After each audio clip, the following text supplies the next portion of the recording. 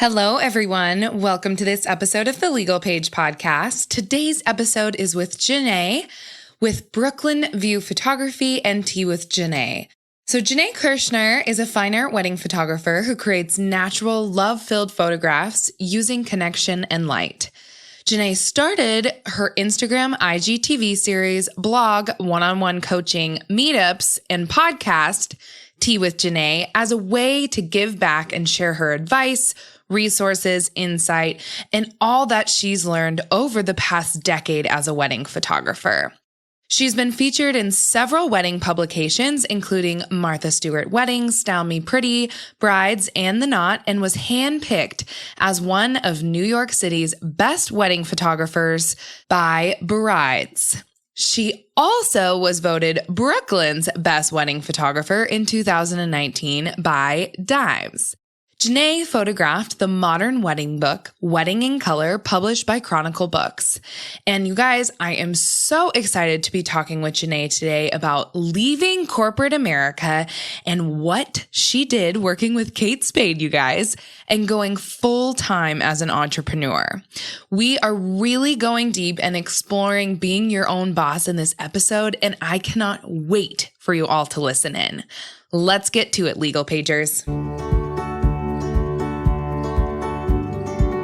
You're listening to the Legal Paige podcast, where we chat about life and business with a legal twist. I'm Paige, attorney and photographer helping online businesses and creatives tackle their business dreams without breaking out in hives. No more legal mumbo jumbo. This podcast features simple, bite-sized advice that'll have you legally legit in no time. Are you ready? Let's get started.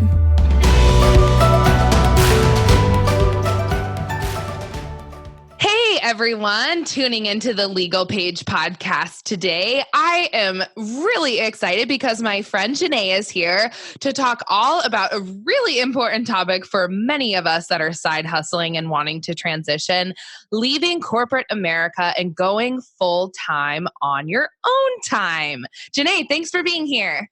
Thank you so much for having me. I'm so excited. Hi, everybody. You guys, Jaine and I met at the Hybrid Collective. It is obviously a hybrid conference for photographers that shoot film and digital. Jaine and I also have worked together, and we have mutual friends in the wedding industry, and I just love her. She has her own podcast as well that I talked about in the intro. Obviously, I know Jaine, but Jaine, I would love for you to introduce yourself to all of the Legal Pagers listening and just give them a rundown of like your life and why you've gone full time and kind of your, life trajectory thus far. Yeah, thanks so much for having me. I'm so excited. So my name is Jaine Kershner. My company is called Brooklyn View Photography. I've been a wedding photographer for about almost 10 years now, which is really exciting. I am a hybrid photographer. I shoot film and digital. And yeah, it's been an exciting journey going from corporate America and transitioning into a full-time wedding photographer, because I didn't start off in photography. I was an art student at art school, and I started working at a company and kind of got stuck there for a long time, and then just sort of found my way out of it and found my way back to my love, which was photography. So yeah, it's been an incredible, really lucky journey. I'm so happy to be here. And then within the last 2 years, because I've been a photographer for so long, I had this calling inside of me to share with other people and share my knowledge. And I started an education site called Tea with Jaine. It's an Instagram series, and I have IGTV videos and a podcast and a blog and meetups and stuff. And now I'm able to give back to new photographers. It's really been great. That's awesome. And I love that you have like a virtual way of giving back to people. I know lots of people just want to become educators. And I love that you just started with, simple social media tips and tricks for people. So everyone make sure you go check out Tea with Jaine. And of course, we're going to link it here for everyone to just like easily click on. Jaine, I'm so excited to talk about this topic because not only have you experienced leaving the W-2 world and entering entrepreneur world, but I have done so as well. So I think this is going to be a really enlightening back and forth conversation for us. And lots of people, of course, are in this position, right? Like we want to side hustle as much as we can, but the benefits and all of the things that go along with the W-2 world is really, really nice. And corporate America like has its perks, but also its downfalls, which we all knew, which is probably why we have used our creative outlets and passions to make some side hustle or business occur. And really, it's hard to take that leap. So I would love for you to kind of just start out like, where were you when you were starting that transition phase? Yeah. So I went to school of visual arts for graphic design. And in my senior year of college, I knew someone who worked at Kate Spade corporate, and they said, "Hey, could you come here and teach people how to use the computers? Like they don't know how to use InDesign." It was like a long time ago, like computers and art. Like everybody did everything by hand, and I was learning all of the digital stuff. So I became like a on-site tutor for Kate Spade, and then they offered me a job to be full-time. And I was like, okay, I'll just stay here for a year. And then that turned into 10 years. And I was there a really, really long time. And what had happened was, it was an exciting place to be, and Katie and Andy and all the handbags you could ever dream of. Every launch was like, oh, I guess I'm going to have new bedding. And I really got sucked into sort of like the material things. But what started happening a few years in was I was missing my creative outlet because I'm an artist at heart. My dad is a photographer. So the photography played into when I was a child. He gave me my first camera and we did photography together, and he would take me out, to take pictures. And I did it in high school and college. So when I left to go be an IT person, it wasn't fulfilling my soul. So I was like, I was getting really depressed and really unhappy with myself and my job, and just, it just wasn't like a good situation. So I had an epiphany and a true heart to heart with myself. And I just said, what am I going to do? I don't want to be here anymore. And I want to do something that's going to make me happy every day. I want to wake up and I want to be excited to go to work. I don't want to fix people's printers anymore. Like this is not, I was just on the wrong path.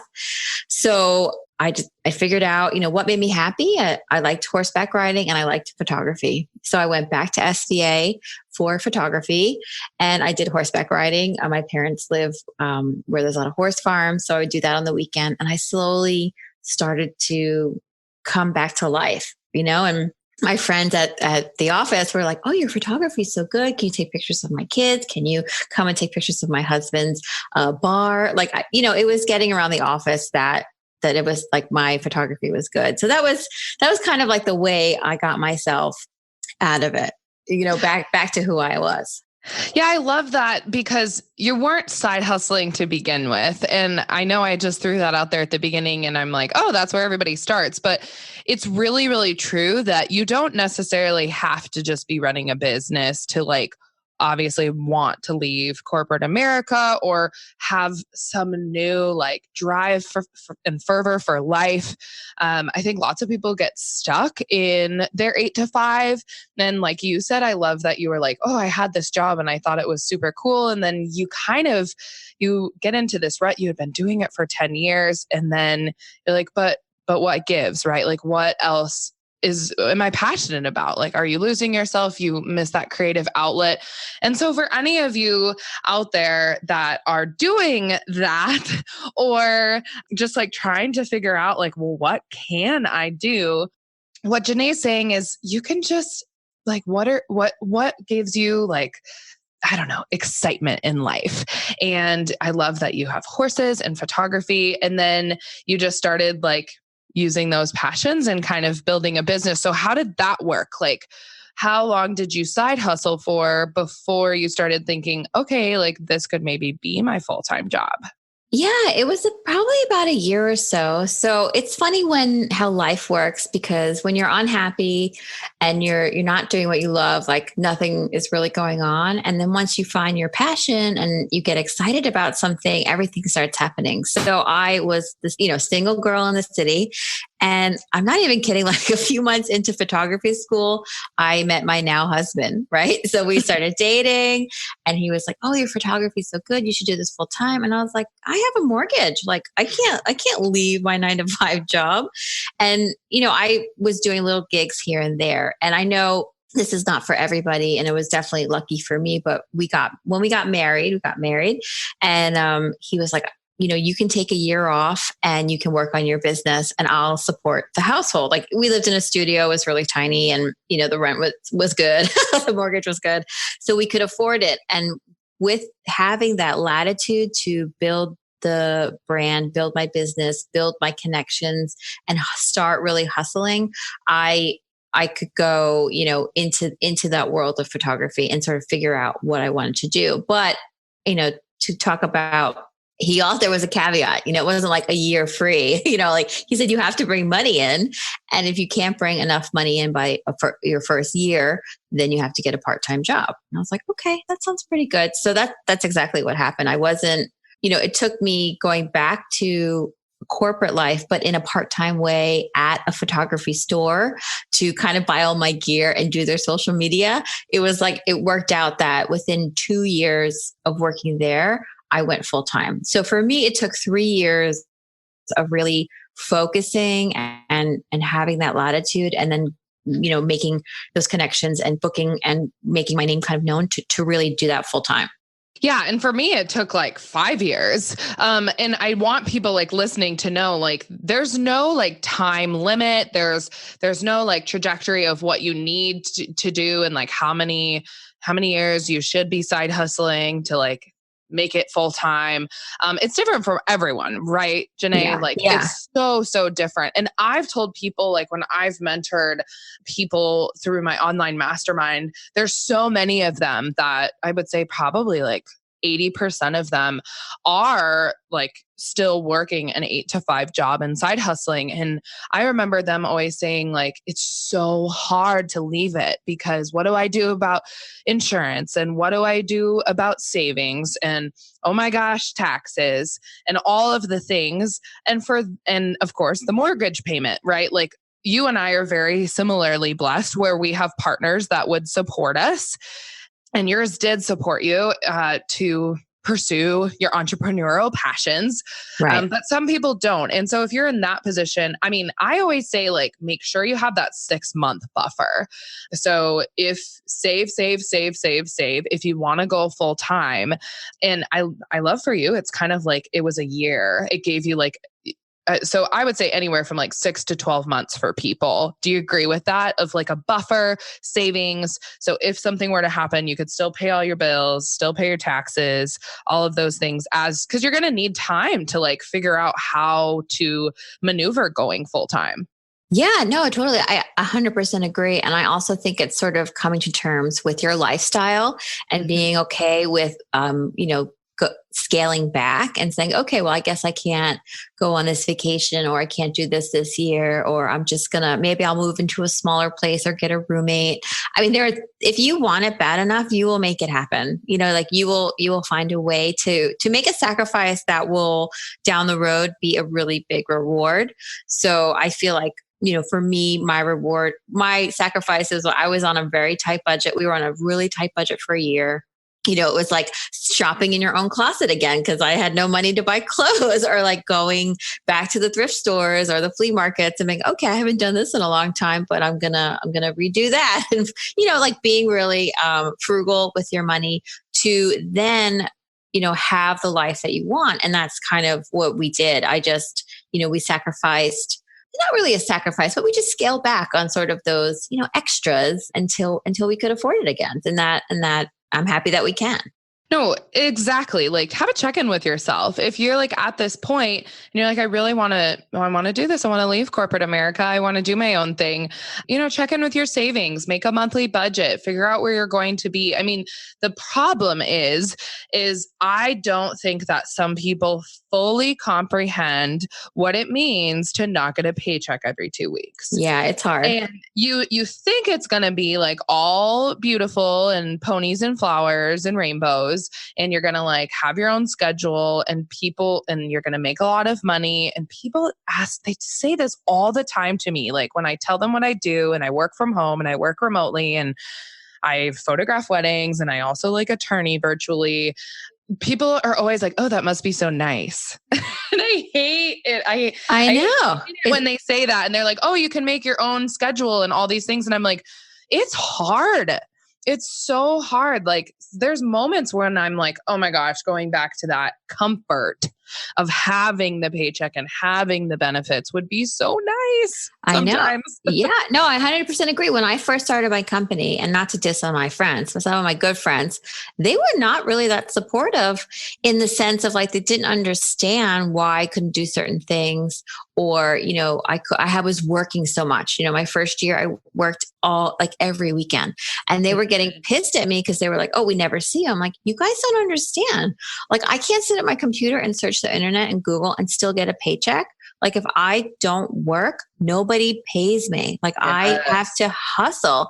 And sometimes they get it now, but in the beginning, it was like a very awkward time in like our friendship and in our lives where I have to say, no, I can't come to your party this weekend because I have to work.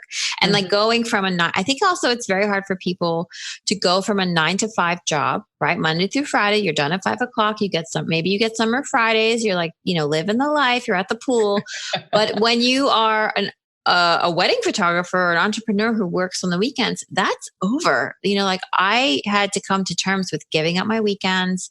I don't give up every holiday, but most holidays, you know, I won't work on my birthday or like my daughter's birthday, or my husband. Sometimes he gets sacrificed in there, but that's okay.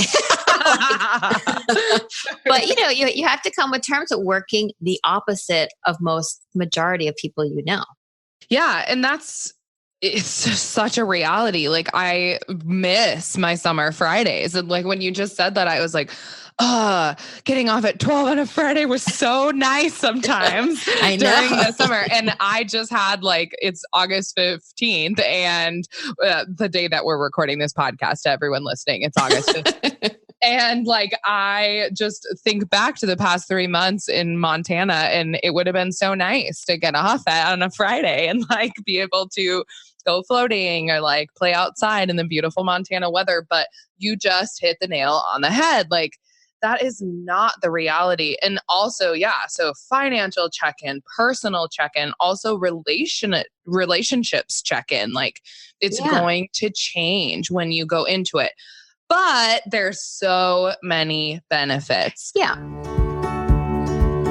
This episode is proudly sponsored by the Legal Paige Contract Shop. Need to ensure your contract is actually protecting your business? I've got you, friend. The TLP shop features 150 plus contracts, clauses, and bundles, and multiple resources to help you modify and alter the templates to your specific business needs. In less than 5 minutes, you'll be able to download, adjust, and get your new legit contract ready to go for your clients. Get your contract template and clauses now at thelegalpageshop.com.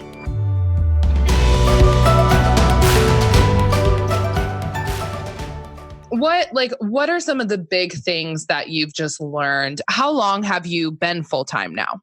So from 2013, so we're sort of like 7 years in. So yeah, it's almost 7 years. Sorry, 6 years in. Next year we said I'm like already 2020 because I'm booking for 2020. So like that's where my brain is. Sorry. No, you're good. I think it's 2020 a lot of the time too. And yeah, okay. So 6, 7 years in. What are all of just these benefits? Like, what made it so worth it for you? I know it's going to sound so cheesy, but it's 100% my reality is that I love working with people and working with people when they're getting married and being with them on their happiest day of their life is so fulfilling for me. And to capture those moments for them that they're going to have forever is incredible. It's the biggest reward because you have to remember, like I started from my first job out of school, still in school, was helping everybody and being yelled at all day long. Like, this doesn't work. You can't do this. Like, my printer isn't working. And I hated it. But then going from a job where like people are like, oh my God, you're amazing. This is so great. You know what you're doing. Like it's like the best for me. It was such a nice transition to be like, okay, this is where I'm supposed to be, like in a happy place and rewarding, meeting so many different people, being exposed to so many different religions and cultures and traditions. Like that is so enriching for me. Like I absolutely love that. And then, I love being my own boss. I definitely appreciate that. And if I want to not work on a Monday, take a Monday off, I can. That's not really how I am, but it's nice to know that you could do that. And I will say, as a mom, when I was pregnant, and that's also kind of a hard thing too, it could be a whole nother podcast, but like when you're pregnant and you're your own business owner, we had to think long and hard, like, what are we going to do? I'm not going to be able to work as much. And we went back to scaling things back. So we did what we did in the beginning, a few years later after me being like a successful wedding photographer. So you have to be flexible with that. But one of the benefits when having a kid is that I was there with her whole first year of life, and that is something I'll never get back. And when we had a part-time nanny, so I could really get my work done. It was bittersweet, but I'll always have that first year with her. So that was really special. Those are two really great things that you just said. I mean, not only are you living the best life possible through others and interacting with people. And that is such a huge benefit that you don't get with the monotony of the same day-to-day tasks when you're in corporate America, is definitely like you're able to do exactly what your passions are telling you to do, and that your life purpose is kind of fulfilled, is what I always say. I remember actually, this is like a side note, but I was just up at my parents' house and we were just talking about photography and why I love it. And of course I have like 2 businesses now and I'm trying to navigate that.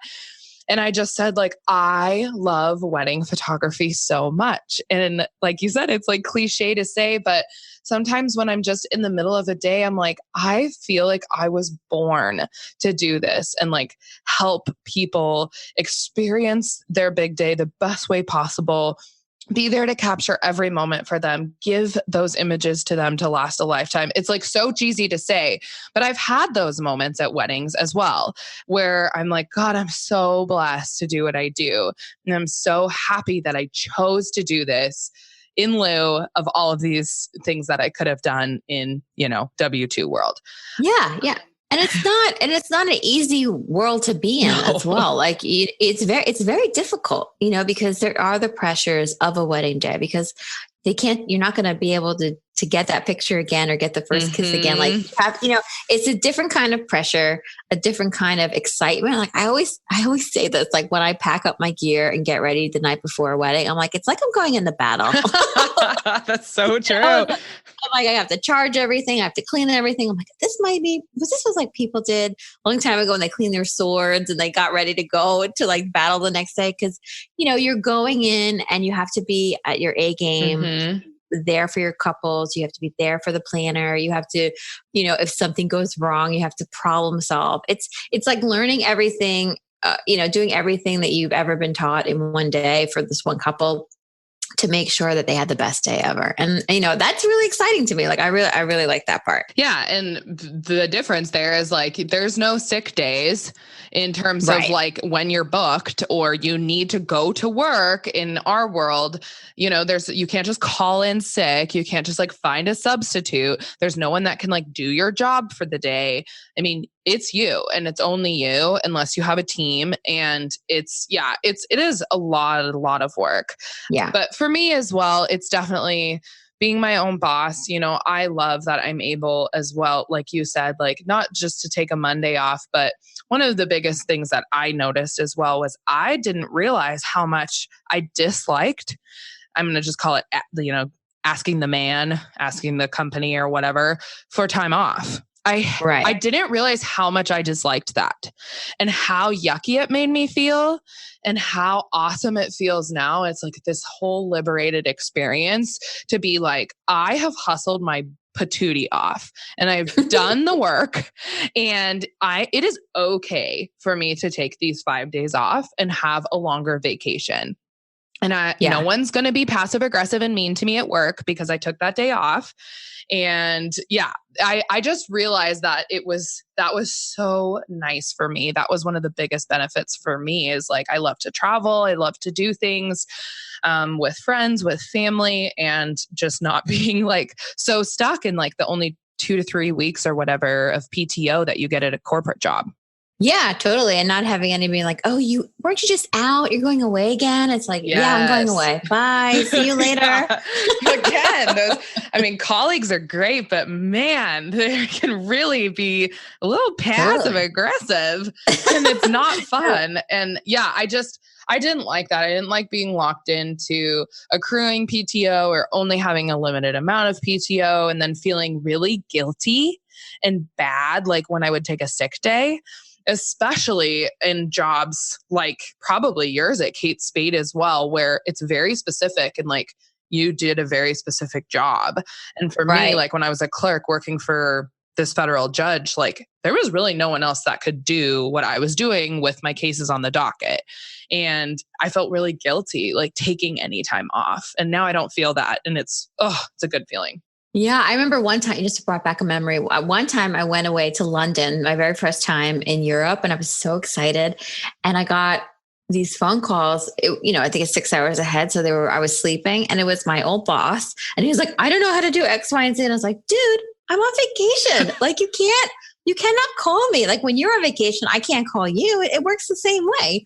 So, that was like a wake up call. I was like, oh my gosh, I can't do this anymore. But I was thinking of another benefit or another good thing. And I think this kind of is really, really important. When I worked corporately, they did profit pension sharing, like a profit matching. Oh yeah. So they would match, if they made profits, they would match our pension, and they were automatically like putting money away for me. And this changed throughout the years because everything got more expensive, and then they would just match a little bit and they would do less and less and less. So when I left my corporate job, I had a very nice retirement. And it was like, oh, I didn't even contribute to that. They just did it for me.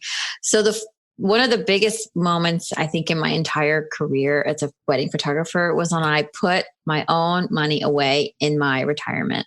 And I was like, oh my God, I've made it. Like to me, this is a big deal. Like I am actually putting my own money that I made into my retirement fund. So when I'm 80 or 60, whenever I retire, like I can say, yeah, I made all of that. So that was, for people listening, like that was such a big moment. I was like, all right, I'll write this check because it's going to myself. I was like, all right.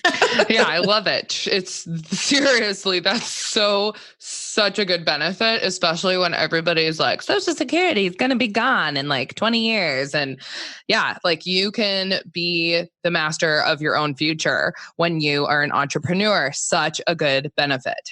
Okay. Well, obviously, Jaine, we could go on and on about the benefits. Obviously, you guys, we talked about like things you need to be aware of, obviously some savings, check in with yourself, look at your budget, that you are going to have to hustle. Hustle is a word. I don't think it's a bad word. I am one of those people that love using it. I don't know how in the world you can be an entrepreneur if you don't hustle. Like we work during the day, we work at night, we work on the weekends. Like that is the epitome of hustling. So if you do not have a hustle bone in your body, like it might not be for you, but you got to do that. And then of course, there's all those benefits that come after you've hustled for a while. I don't believe in I don't think that there is a way to have necessarily work-life balance as an entrepreneur. I just think it's work and life going together in the best way that you see fit for your personal and business life. I forget what someone said. It wasn't work-life balance. It was, I forget the phrase I'm thinking of. Someone will think of it and text me during their listening of this podcast episode. It's like the intermixing of the two. Yeah. And I agree with that. Like I think for a long time, like work-life balance was like a buzz sort of term, like, oh, you have to do this and you have to do that. And I think when you own your own business, it's like, no, you know what? If someone emails me and I can write back, I'm going to write back.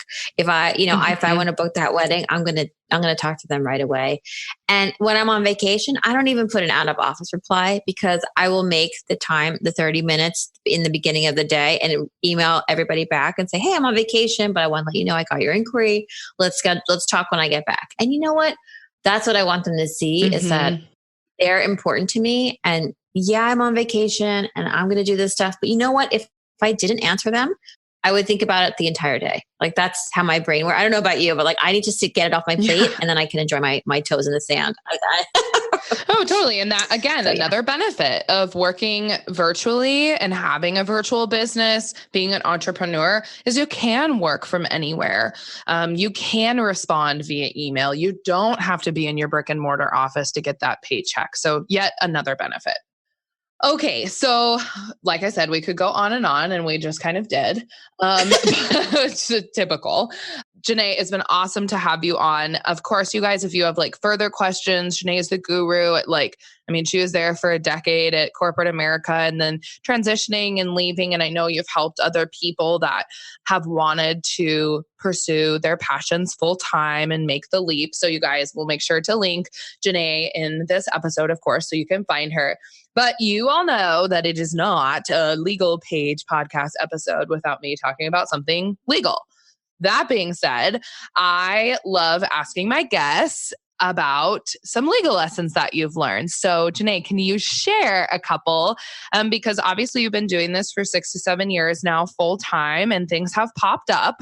That's inevitable. People are like, how can I avoid like legal sticky situations? And I'm like, you can't. Like, welcome to life. Welcome to owning a business. But what are some lessons that you've learned along the way that either you hope that people can learn from or that you would suggest that people do legally in their business? Yeah, it's a great question.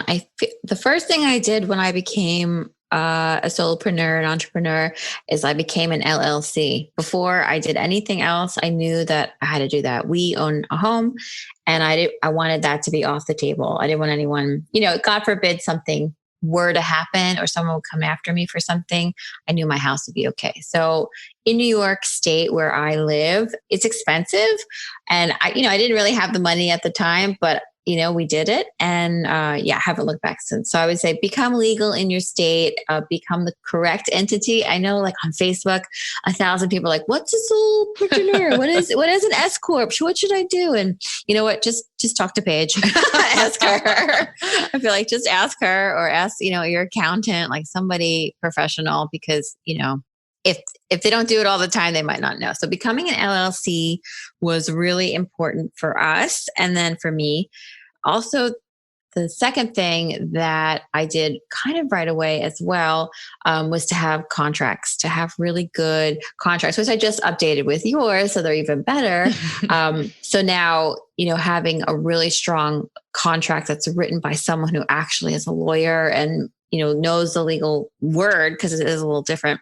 That was really important. So having that, and then, those two things are like the biggest things for me legally, was to make sure in the eyes of the law and the state, I was legal, and then to have contracts to protect me. I feel like, people they do jobs and then they get burned because they didn't have a contract. And I, could see this kind of before Facebook, but even now in like the Facebook groups and even with my friends, they'll say, oh, I didn't have a contract. It was just with a friend. And now she's posting the images and she's re-editing them and I hate it. I'm like, well, did you have it in the contract? And they're like, oh no, we didn't do one. So I feel like just, anything that you can do to avoid pain or like a fight or like any miscommunication, I'll put in the contract. So yeah, those are my tips. Totally. And yeah, just to touch on those. So the first one, New York is one of the most expensive states to register an LLC and then keep it active when you have to file your annual reports, but it's so worth it. And I was just on a podcast talking about the difference between a sole proprietorship and an LLC.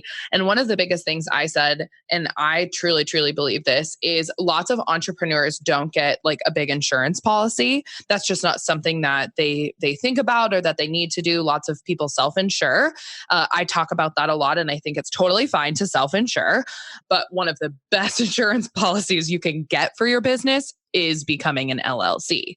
Like that, bar none, is the first thing you should do before getting, thinking about a CGL policy or something like that for your business. So I'm glad that you said that, and it's worth it. Like if you have any type of assets, house, car, you probably have some retirement built up, Jaine, and your partner probably has retirement built up. You're probably starting college funds for your kid, like all of those things. If you guys have assets or savings of any kind, like why would you not want to put your personal and your business in two different places? And so that is the benefit of having an LLC. And also, lots of people don't know this, but an LLC is actually a business entity. So that's a limited liability company. You're registering with your state. You're being legal. Your state knows you're in business. There's so many other benefits. We don't need to go into them. You guys have heard me talk about this time and time again. But a sole proprietorship is actually, it's not a business entity. It's just an extension of your person through your social security number. So you're not actually like creating a business entity in any way. And so there's so much benefit to actually being a registered business and like ensuring that like you have this entire business bubble, is what I call it, over on one side and then personal on the other. So I love that you did that right at the beginning. Lots of people don't. Then if you're one of those listening, definitely you need to start thinking about it like yesterday. And then contracts too. We don't really need to go into that. I talk about it all the time, but for all of you tuning in, and if you've tuned in before, if this is your first episode, just know it's a theme on the Legal Paige podcast. Most of my guests talk about contracts and how it's important. It has saved them. They've given you examples. They're talking about like, don't ever interact with any client, whether it's a friend or an actual paying client, without a contract. So Jaine, thanks for putting that in people's heads as well, because everyone forgets to do it. Even if you're like trading, one thing I will point out is not only like, photographing friends. For you in particular, that was probably something that came up, and a lot of your photography friends and colleagues in the industry have done that and told you about it. But another thing that people forget is any type of like some transaction or like event you're producing, or really anything that you're servicing another person for, needs to have a contract. That includes trade of services with your industry friends. So people always forget that. And they just like do a he said, she said, I'm going to do this for you. So like Jaine, say you like photographs, some website designer wants some like headshots and like maybe some brand photography for themselves. And then they like do some website tweaks for you. And that's just kind of like your deal. Most people don't have a contract for that. And I will tell you that I've had so many legal issues come up from trade of services with industry professionals. It's so crazy that people don't have contracts when they have that relationship. Totally. Yeah. I mean, if you're going to do one for one, like just write it in an email, because that's like, isn't that binding? Like, can't you just write it out that way if you need something? Yeah, totally. I mean, it can be an email. Just make sure both people sign. Just make sure you're like writing out like, what's the scope of the trade? Like all of those things. Like just really, really try to be very, very specific, and don't just do like a handshake deal. That's when things go bad. Handshake deal. That always reminds me of like a used car salesman. It's like, don't do that. Oh my gosh, I'm not lying. I had a case when I was working for a law firm, and it was literally a verbal handshake, a verbal like contract, and then they did a handshake. Oh my gosh. And that's like, it went to trial. So like, it is a thing. And again, it's just like, it's a he said, she said, hearsay situation. So just don't be a part of that. Yeah. Awesome. Great legal lessons and tips for people, Jaine. Super, super awesome and valuable information. And I loved hearing about your story transitioning to full time with your photography business. What like quick tips would you like to share with everyone before we end today? Yeah, I think some good tips are, make sure you are covered legally. Make sure you have the right contracts. I think one of the best tips I have learned in my whole life was to really take the time to figure out what you want to do. And then once you figured it out, focus. You got to hustle, you got to work hard, and you need a lot, I guess, of like grit. I think you need a lot of determination and focus to get it done. And yeah, once you figure it out, you can go, balls to the wall. Totally. Yeah. But you got to, like you said, like focus in. Don't be like, I'm going to do this like 1 week and then I'm going to wait a month and then I'm going to like go gung ho for the next 2 weeks. Like it's got to be an everyday hustle and an everyday focus. So I love that tip. Where can people find you, Jaine? Yeah, so you can find me over at on Instagram and all social media. I'm at Brooklyn View, so it's BRKLYNVIEW. My website is brooklynview.com, and then I've got my educational site, which is www.twithjaine.com. And there's the podcast; you can listen to that, and we've got a Facebook group, and lots of good things going on over there. Perfect. You guys know it, the drill. I will link all of this so you can get all of the goodies from Jaine. Thank you so much for tuning in. And Jaine, thanks for being our guest today. Thank you so much. It was so much fun. Bye, you guys. See you later.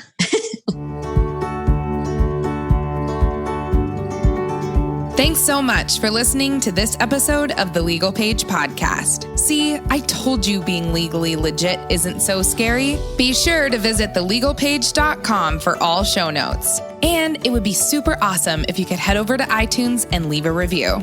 Last but not least, don't forget to join my free Facebook group for unlimited legal and biz Q&A. Chat soon, Legal Pagers.